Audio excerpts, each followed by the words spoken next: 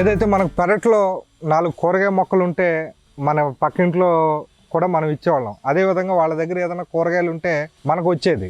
ఆ రోజు ఏదో బంగాళాదుంపలు, క్యారెట్లు ఇలాంటివి మనకు పండిన వాటి కోసమే మార్కెట్కి వెళ్ళేవాళ్ళం. కానీ ఈరోజు ప్రతిదీ మనం మార్కెట్ నుంచే తెచ్చుకోవాల్సి వస్తుంది.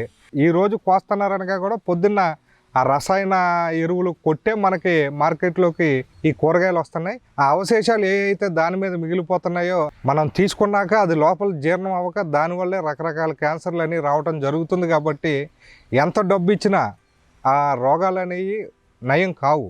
అలాంటిది దాంట్లో మనం ఒక 10% ఖర్చు పెడితే మనకి ఇష్టమైన పంటలు మనం పండించుకోవచ్చు. కాబట్టి దీని యొక్క ఆవశ్యకత ఈరోజు చాలా ఎక్కువ ఉంది.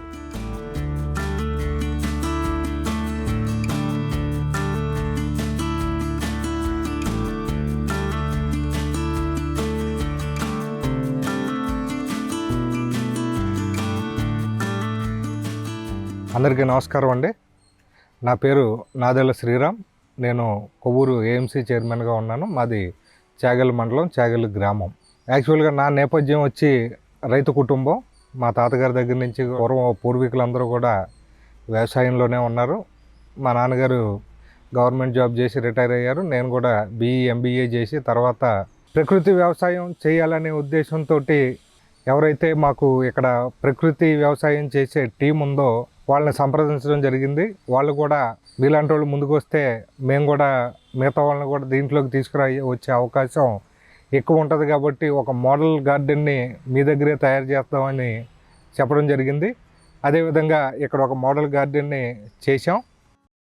ఇక్కడ వంగ, టమాటా, పచ్చిమిర్చి, బెండ, దొండ, అదేవిధంగా గుమ్మడి, బీర, కాకర పాదులు పెట్టి కేవలం ఘనజీవామృతం తర్వాత జీవామృతంతో ఈ పంటలన్నీ పండించడం జరిగింది. నా దగ్గర ఒక 8 ఆవులు, 2 గిత్తలు ఉన్నాయి. వాటి నుంచి ఏదైతే ఉందో ఆ షెడ్యూల్లోనే కుండీలు కట్టుకుని ఆ మూత్రాన్ని కానీ ఆ పేడని కానీ సేకరించి ఈ జీవామృతం కానీ ఘనజీవామృతం కానీ ఇక్కడే తయారు చేసుకుంటున్నాం.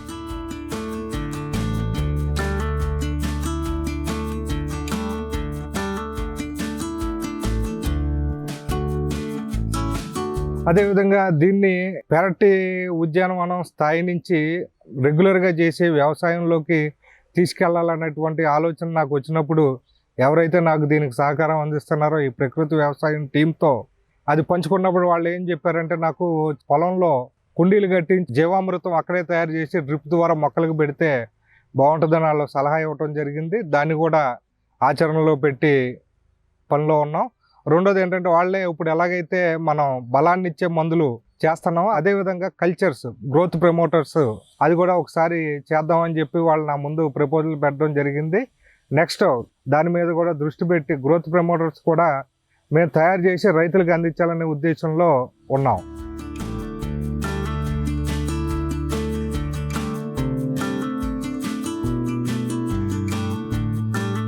సో దీంట్లో ఏంటంటే దిగుబడి నాకైతే ఏమి తక్కువ అనిపించలేదు. మామూలుగా దిగుబడి ఎలా వస్తుందో అదే విధంగా వస్తుంది.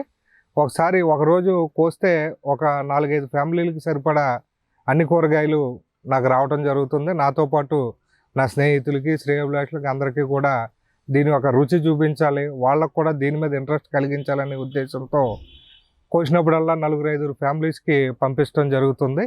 వాస్తవంగా వాళ్ళు కూడా చాలా హ్యాపీగా ఫీల్ అవుతున్నారు. ఎందుకంటే ఎటువంటి రసాయనాలు లేకుండా కూరగాయలు రావటం అనేది వాళ్ళకు కూడా చాలా ఆనందంగా ఉంది. అదేవిధంగా వాళ్ళని కూడా ప్రోత్సహిస్తున్నాం. ఎంత ఉంటే అంత ఒక 4 కవర్లు పెట్టి దాంట్లో ఇంట్లోకి కనపడే ముందు ఎంత అవసరమైనటువంటి పచ్చిమిరకాయలు ముందు సాగు చేసుకుంటే మీకు కూడా అలవాటు అవుతుందని చెప్పి వాళ్ళకి చెప్పడం జరుగుతుంది. వాళ్ళు కూడా ఇంట్రెస్ట్ చూపిస్తున్నారు.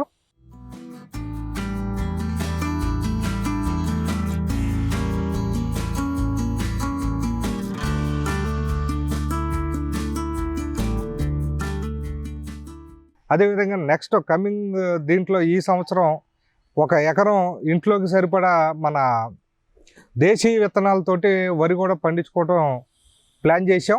దానికి ఇప్పుడు సన్నాహకాలు చేసుకుంటూ దాంట్లోనే ఈ దశ దినుసులు ఏదైతే భూమికి బలాన్ని ఇచ్చేవి ఉన్నాయో అవి కూడా వేసుకొని పంటను రెడీ చేయడం జరుగుతుంది.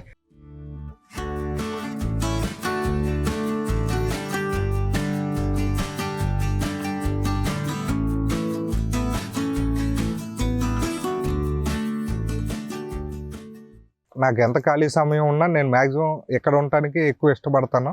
అటు ఆవుల దగ్గర కానీ ఇక్కడ కానీ లేదంటే పొలంలో కానీ. ఎవరైనా ఇక్కడికి నన్ను కలవటానికి వచ్చినప్పుడు ఇవన్నీ చూసి ఏం మందులు వాడుతున్నారు ఏంటి అని అడిగినప్పుడు చెప్తా, అసలు ఏ మందు వాడలే, కేవలం పేడ ఆవు మూత్రంతో చేసిన మందులే చేసి కాయిపిస్తున్నాం అని చెప్తే వాళ్ళందరూ కూడా అసలు ఏ మందులు వాడకుండా మొక్కలు ఎలాగ ఉంటాయి అనేది ఈ మధ్యకాలంలో ఎక్కడా చూడలేదు, మేము కూడా ట్రై చేస్తామని చెప్పడం జరుగుతుంది. ఒకవేళ వాళ్ళు ట్రై చేస్తాం అనకపోయినా నేనే చెప్తా, 4 మొక్కలు వేసి ట్రై చేయండి, ఏమన్నా మందులు కావాలంటే ఘనజీవామృతం కానీ జీవామృతం కానీ కావాలంటే నా దగ్గర నుంచి పట్టుకెళ్ళి మీరు ప్రయత్నం చేయండి అని చెప్పి వాళ్ళని ప్రోత్సహిస్తున్నా.